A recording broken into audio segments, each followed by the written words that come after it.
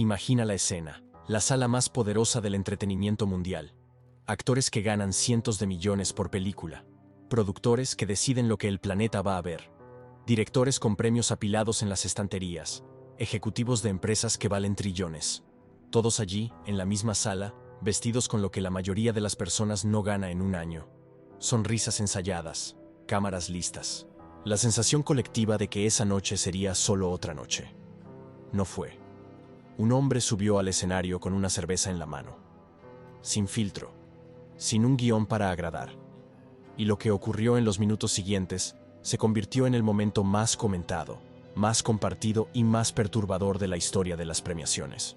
Ricky Gervais no presentó los Globos de Oro de 2020.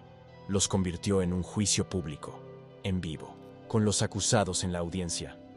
Pero aquí está la pregunta que la mayoría de las personas nunca se ha detenido a hacer después de que terminó el aplauso. ¿Por qué el propio sistema le entregó el micrófono a él? Porque por más valiente que haya sido ese discurso, por más verdades que haya dicho, por más caras feas que hayan aparecido en las cámaras, a la mañana siguiente, absolutamente nada cambió. Y eso no fue un accidente. Si te gusta analizar lo que hay detrás del espectáculo, y no solo lo que aparece en el escenario, suscríbete al canal. Porque esta historia no es sobre una broma, es sobre el mecanismo. Antes de soltar la primera broma, Gervais ya había instalado tensión en el aire. De inmediato, anunció que esa sería su última vez presentando la ceremonia. Y cuando un hombre conocido por sobrepasar los límites dice que no tiene nada más que perder, todo el público se queda en silencio. Se podía ver en los rostros, ese malestar específico de quien sabe que algo va a venir, pero no sabe de dónde ni cuánto va a doler. Entonces sonrió y dijo, «Es toda una broma». Esa fue probablemente la única mentira de la noche. Y fue calculada. Con esta frase, él se colocó en un papel muy antiguo, el del bufón de la corte, la figura medieval que era la única persona en la corte autorizada a hablar mal del rey sin que le cortaran la garganta. Era solo entretenimiento, era solo una broma. Nadie podía tomarlo demasiado en serio. Y fue exactamente bajo este escudo que comenzó a asestar los golpes. El primer objetivo fue una actriz que había sido condenada por falsificar la calificación de su hija para asegurar su ingreso a una universidad de prestigio. Una mujer con suficiente dinero para comprar incluso el mérito de los demás.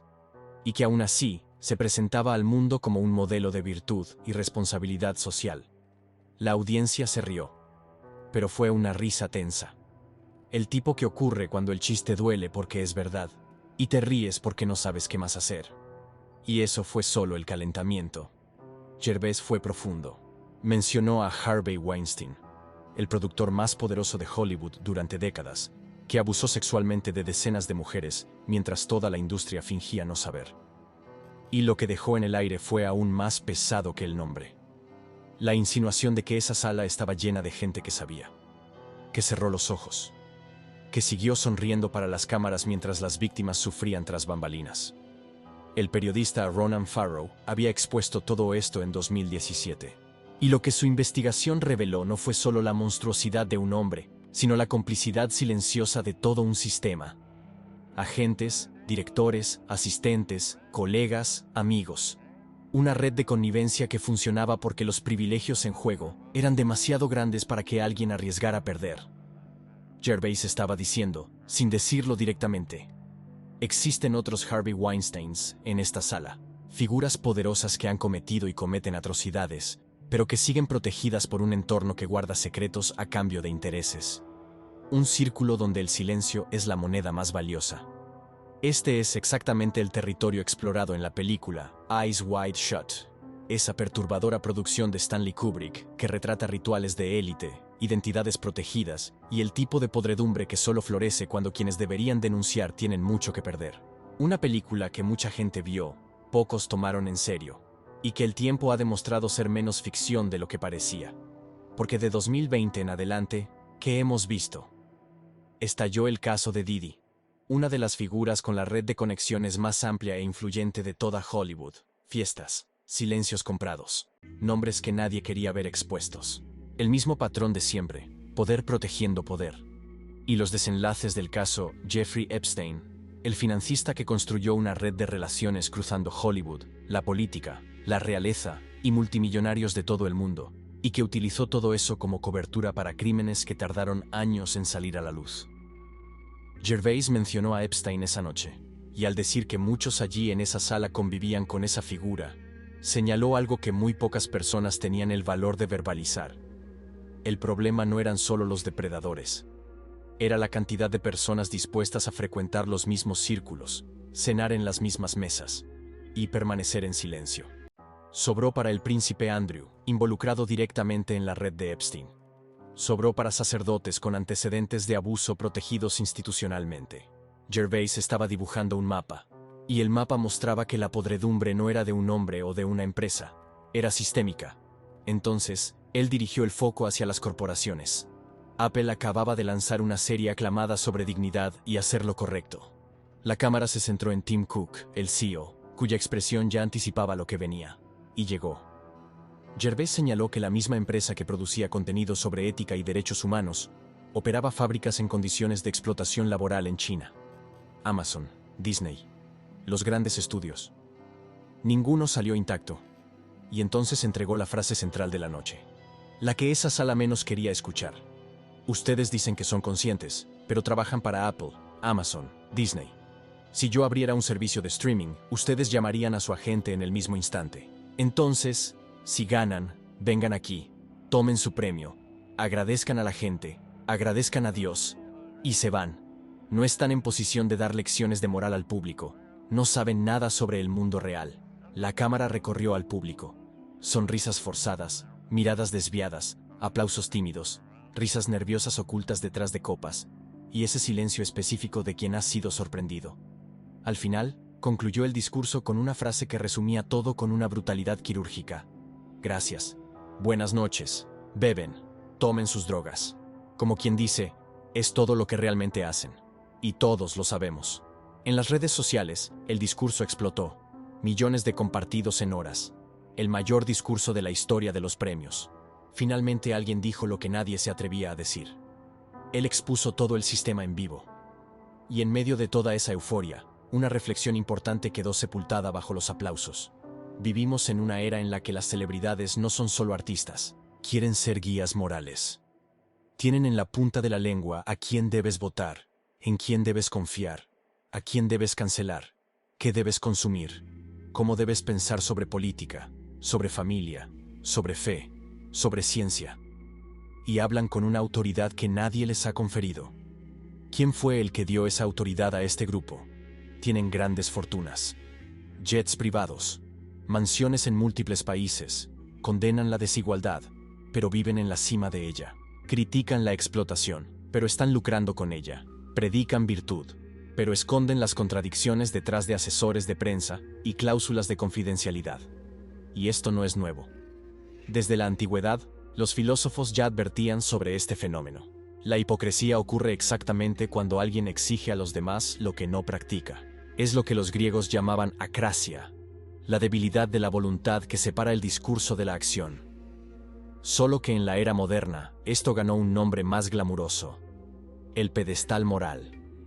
Alcanzas un nivel de visibilidad lo suficientemente grande, y de repente, tu opinión sobre todo comienza a valer más que la de cualquier otra persona. No porque hayas estudiado más, no porque hayas vivido más, sino porque millones de personas te siguen en las redes sociales. La fama no es virtud. La visibilidad no es sabiduría. Y el hecho de que una persona sea famosa no significa que su voz deba ser obedecida. Mucho menos cuando esa misma persona utiliza su capital simbólico para controlar narrativas, dictar comportamientos y presentarse como la conciencia moral de una sociedad que claramente no conoce de cerca. La misma élite artística que dice que vive para combatir sistemas opresores es, en muchos casos, parte activa de esos sistemas. Son ellos quienes controlan lo que aparece en las pantallas. Son ellos quienes deciden qué historias se cuentan y cuáles se silencian. Son ellos quienes dictan lo que es aceptable pensar y lo que debe ser cancelado. Gervais señaló exactamente esa incoherencia, con humor, con ira disfrazada de broma, y por eso nunca más fue invitado a regresar. Pero volvamos a la pregunta: ¿por qué fue invitado 5 veces antes? Si estás comenzando a ver cómo la crítica puede ser absorbida por el mismo sistema que ataca, impulsa este video. Esto ayuda a nuestro canal y a esta reflexión a llegar a más personas que aún confunden espectáculo con cambio real. Esta no era la primera vez que Gervais presentaba los Globos de Oro. Era la quinta. En todas las otras ediciones, hizo exactamente lo mismo. Cerveza en mano, humor ácido, chistes que hacían encogerse a los poderosos en sus asientos. Y en todas las otras ediciones, también dijo que sería la última vez. Nada allí era una sorpresa. Absolutamente nada. Entonces la cuestión no es si la industria sabía de lo que él era capaz. Sabía con precisión. La cuestión es por qué, sabiendo esto, continuó invitándolo. ¿Por qué la industria del cine le entregó el micrófono principal de la noche, el de presentador de la ceremonia más importante del calendario, a alguien que lo usará para atacar a la industria del cine? ¿No sería escupir en su propio plato? ¿No sería un tiro en el pie? Solo si crees que quienes detentan el poder actúan por impulso, por ingenuidad, por descuido. No actúan así. Existe un problema crónico en premiaciones como el Globo de Oro, el Oscar, el Emmy.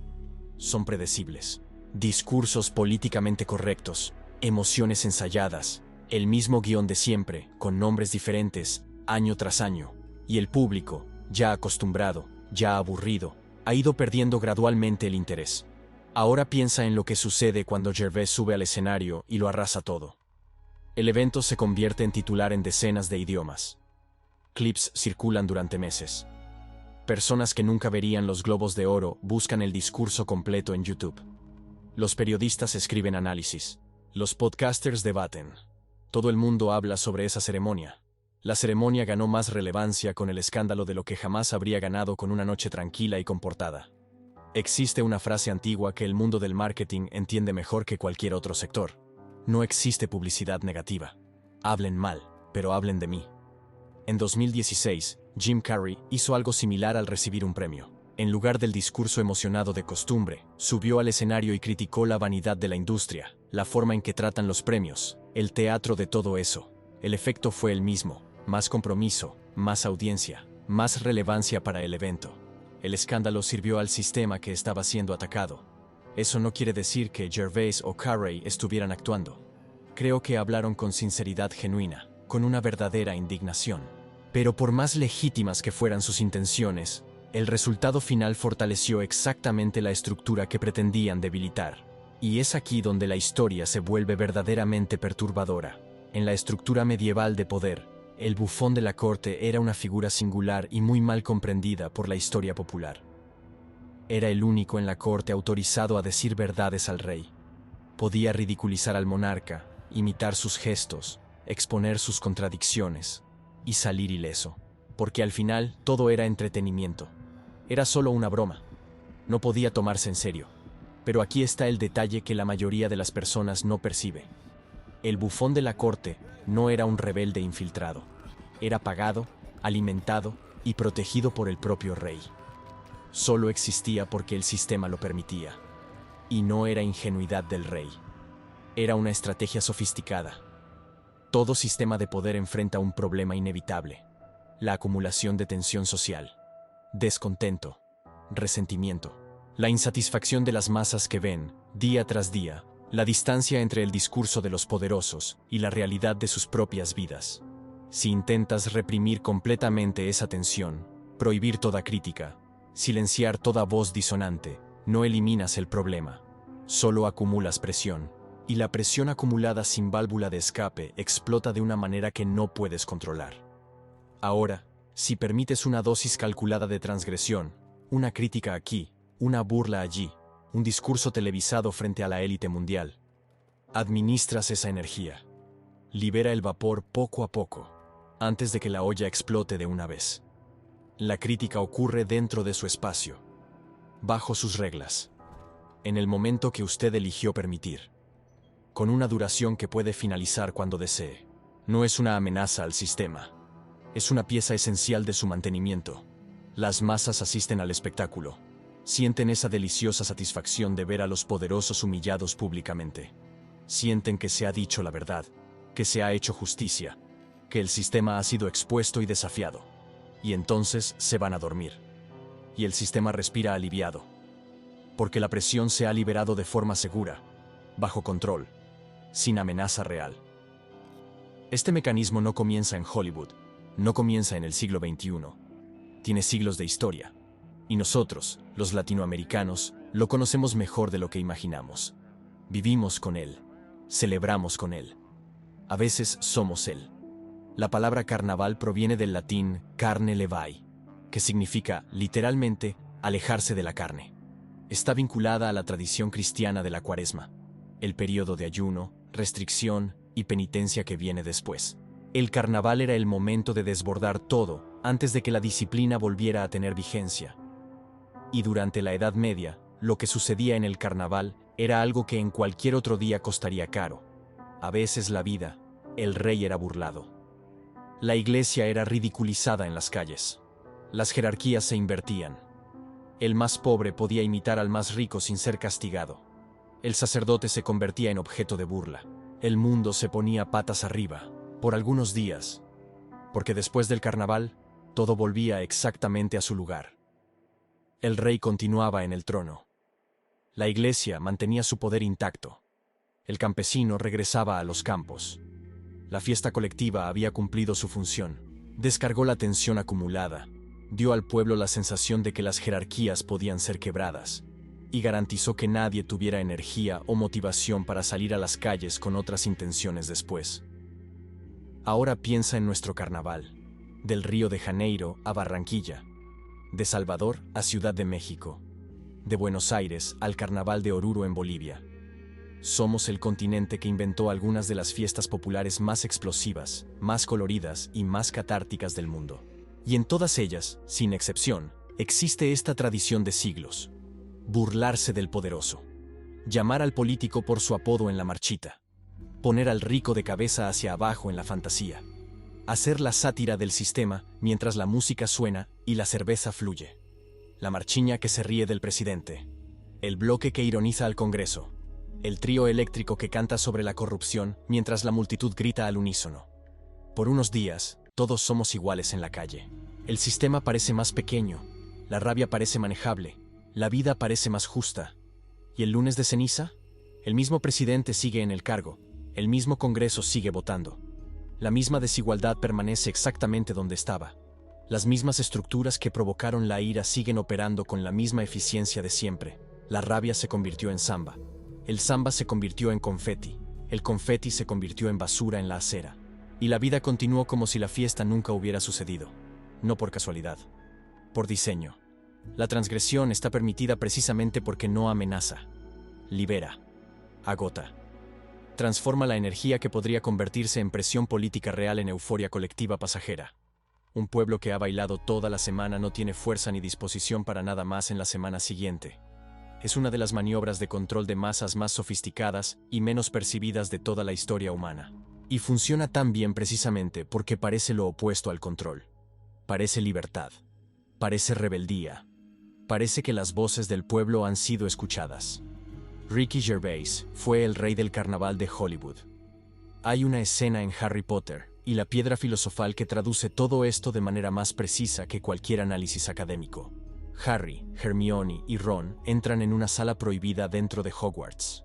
Se encuentran con un perro gigantesco de 3 cabezas, ladrando con una ferocidad que paraliza. Ron entra en pánico total, grita, se deja dominar por el terror, se enfoca completamente en la amenaza frente a sus ojos, y no puede ver absolutamente nada más que las 3 cabezas ladrando.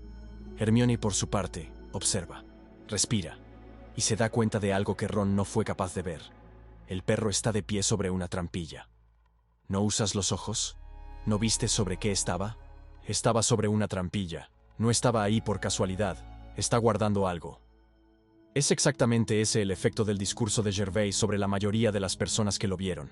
Todo el mundo miraba al perro, a las 3 cabezas ladrando, a las caras avergonzadas de la audiencia, a los chistes certeros, a la aparente valentía de decir lo que nadie decía, a la satisfacción de ver a la élite humillada en vivo. Muy pocas personas preguntaron, ¿qué está protegiendo este espectáculo? Porque si te detienes y analizas con frialdad lo que se dijo esa noche, te das cuenta de algo desconcertante. Nada allí era información nueva. Harvey Weinstein ya había sido expuesto en 2017, 3 años antes de aquella ceremonia. Jeffrey Epstein ya era un escándalo global. Las conexiones con figuras de la realeza ya circulaban en los medios internacionales. La hipocresía de las corporaciones que predican valores mientras explotan a los trabajadores ya era un tema recurrente en cualquier medio de comunicación. El activismo vacío de las celebridades ya era objeto de ironía generalizada. Gervais no reveló nada que no fuera ya público. Tomó lo que todos ya sabían y se lo restregó en la cara a quienes más merecían escucharlo.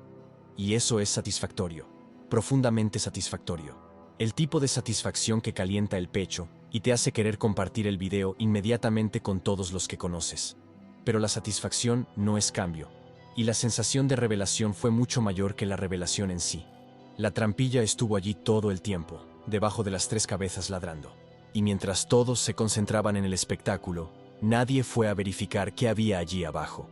En la mañana siguiente al mayor discurso de la historia de los premios, ¿qué cambió? Los estudios abrieron sus puertas normalmente. Los contratos fueron firmados. Las películas entraron en producción. Las corporaciones continuaron lucrando con los mismos mecanismos de siempre. Las conexiones políticas permanecieron intactas. Los mismos ejecutivos que se encogieron en sus sillas esa noche estaban de vuelta en sus mesas el lunes, tomando decisiones sobre lo que el mundo verá en las próximas décadas. El engranaje giró exactamente como antes. Gervais pudo haber sido completamente sincero en ese escenario. Probablemente lo fue. La indignación que mostró parecía genuina. Las verdades que dijo eran reales. Y la incomodidad que causó en esa sala fue absolutamente legítima. Pero cuando la crítica ocurre dentro del espacio del poder, bajo las reglas del poder, en el horario que el poder eligió, transmitida por la infraestructura que el poder construyó, deja de ser una amenaza. Se convierte en parte del producto. Y el hecho de que nunca más haya sido invitado a presentar el Globo de Oro se vendió exactamente como prueba de que había ido demasiado lejos, que el sistema lo castigó, que había un precio que pagar por decir la verdad. Pero piénsalo desde otro ángulo. El discurso cumplió su función, generó una audiencia récord, titulares en todo el planeta, viralización que duró meses, liberó la tensión acumulada del público contra la élite, le dio a las masas su dosis de catarsis. Y el evento continuó en las ediciones posteriores con presentadores más comedidos, más seguros, y con mucha menos audiencia, mucha menos relevancia, mucho menos de todo. La olla se abrió en el momento justo. El vapor salió de manera controlada, y la estructura permaneció intacta. El bufón fue despedido después de que terminó la fiesta. Como siempre fue, si videos como este tienen sentido para ti, suscríbete y activa las notificaciones. En los próximos videos continuaremos explorando cómo el poder, la narrativa y el entretenimiento se entrelazan, a menudo de maneras que pasan desapercibidas. Existe una diferencia fundamental entre ver el espectáculo y entender lo que está protegiendo. La mayoría de las personas, al ver el discurso de Gervais, siente esa satisfacción de ver a la élite avergonzada públicamente.